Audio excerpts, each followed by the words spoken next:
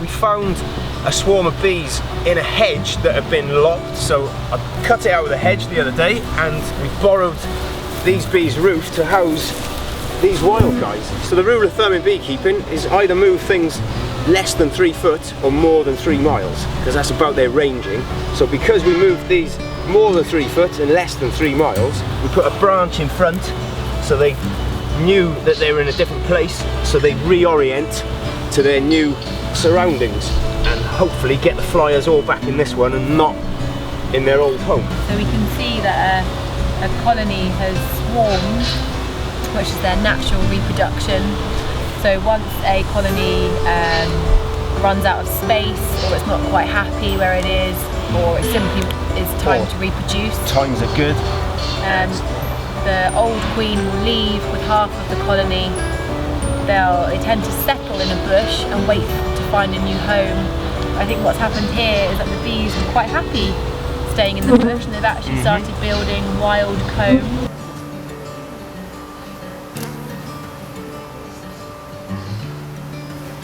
We've housed them in here. We borrowed a frame full of honey while we locked them up for the weekend.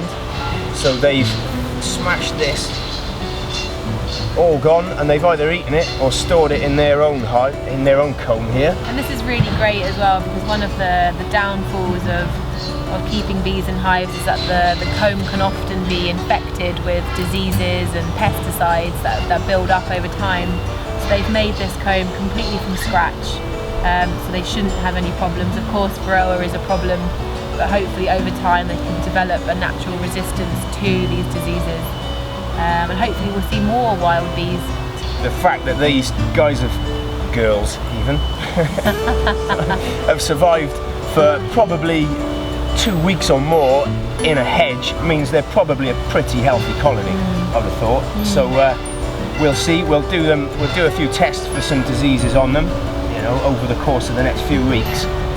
See how they're doing, and hopefully, you know, hopefully they'll choose to alight on some nice straight combs, but we'll see what happens.